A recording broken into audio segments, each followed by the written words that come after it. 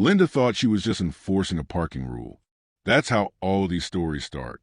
Someone with little authority convinces themselves they're doing the right thing, when in reality they're just enjoying the feeling of power for the first time in their life. She thought she was teaching me a lesson. She thought I'd come home angry, frustrated, maybe embarrassed. She thought I'd call the HOA board, beg for mercy, pay a fine, and quietly fall back in line like everyone else on the street had learned to do. What she didn't understand was that she hadn't just touched a rule. She touched the one thing in my life that I never compromise on.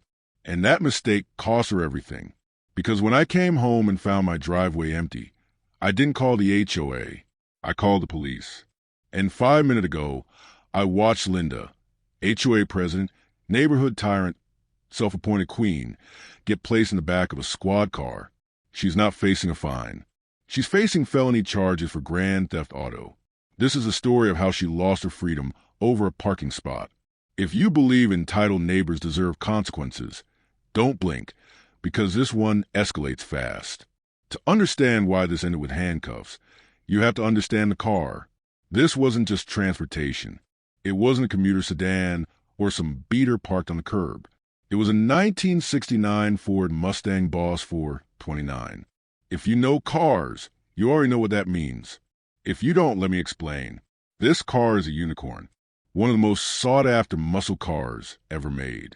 Built for NASCAR homologation, massive engine, brutal torque, a car that doesn't whisper. It roars. I spent 5 years restoring it. 5 years of late nights, scraped knuckles, busted weekends, and canceled plans. Over $80,000 poured into it piece by piece. Original parts sourced from across the country. Period-correct bolts. Factory paint codes. A transmission rebuilt by a guy who only works on vintage Mustangs and has a 6-month waiting list. This car wasn't just metal. It was memory. It was therapy. It was proof that patience and craftsmanship still mattered in a world that wants everything fast and disposable.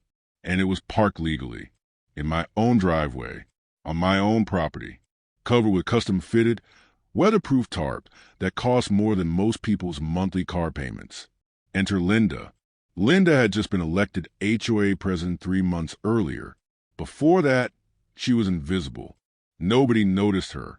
Nobody listened to her. Nobody asked her opinion. Then she got a clipboard, a title, and the ability to find people. And it went straight to her head. Linda hated car guys. She hated motorcycles.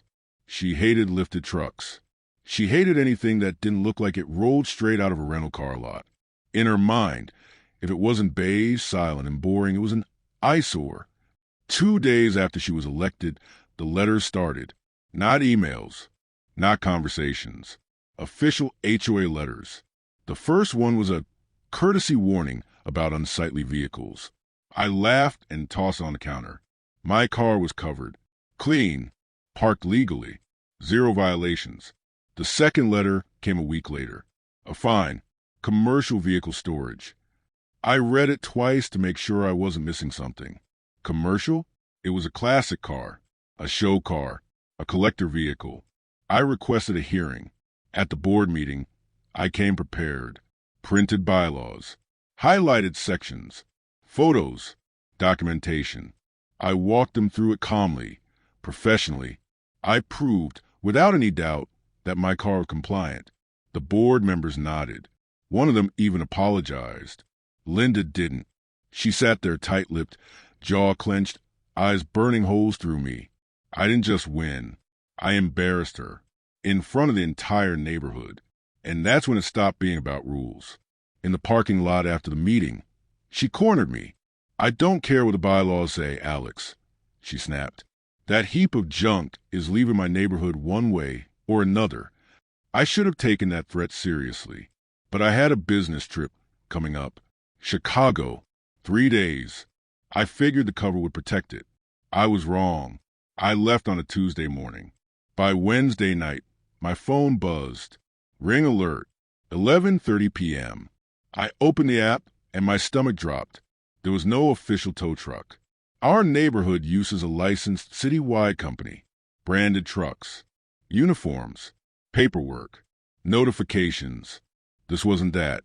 It was a rusted, unmarked flatbed backing into my driveway, and there was Linda, standing in her bathrobe, directing the driver like she was overseeing a construction project. I hit the two-way audio. "Hey, that's private property. Stop." Linda looked straight at the camera, smirked, put her finger to her lips, and shushed me. Then the driver hooked my Mustang. No dollies, no care. He dragged it. I watched my transmission scrape asphalt. I called the police immediately. When the dispatcher checked the logs, her tone changed. "Sir, we have no record of a tow at your address."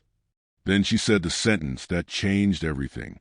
"If a vehicle is towed legally, the operator must notify us within 1 hour. Nobody has called." That's when it clicked. This wasn't towing. This was theft. Linda hadn't called a contracted company because they would have refused. She went off the books. She handed my 6-figure car to a stranger in the middle of the night. I flew home the next morning. I didn't go to an impound lot. There wasn't one. I went straight home. Officer Miller met me down the street. I told him to wait. I walked up to Linda's door. She answered before I knocked, clipboard in hand. Smiling. "Oh, Alex," she said sweetly, "I hope you learned your lesson. The neighborhood looks so much better without that trash." I asked calmly, "Where's the car, Linda?" "Which lot?"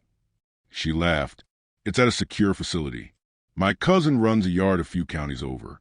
Maybe if you pay the $2,000 towing fee in cash, I'll tell you where it is." That was it. The confession. Personal contact. Cash demand. No licensed operator. I smiled. "Actually, Linda, you're going to pay." I waved. 2 cruisers rolled in, lights flashing. Her face drained of color. Officer Miller asked one question. "Ma'am, do you have a signed work order and proof of police notification?" She started screaming about authority. He cut her off. "Ma'am, using an unlicensed operator, failing to report the tow, and transporting a vehicle across county lines to a private scrapyard is not towing. It's grand theft auto. And due to the value of the vehicle, it's a felony." They cuffed her. Neighbors watched. The HOA queen was crying in the back of a squad car. We found the Mustang 2 days later, at her cousin's scrapyard. Hidden. Scheduled to be stripped. She wasn't towing it. She was trying to erase it. The fallout was nuclear. Felony charges. Conspiracy. HOA board removed her immediately. I sued anyway. Settlement, $165,000. Enough to repair the damage and buy a new daily driver. Linda sold her house for legal fees. Last I heard, she lives in an apartment. No board. No power. No clipboard. She wanted to clean up the neighborhood. And she did. It's a lot nicer now that she's gone.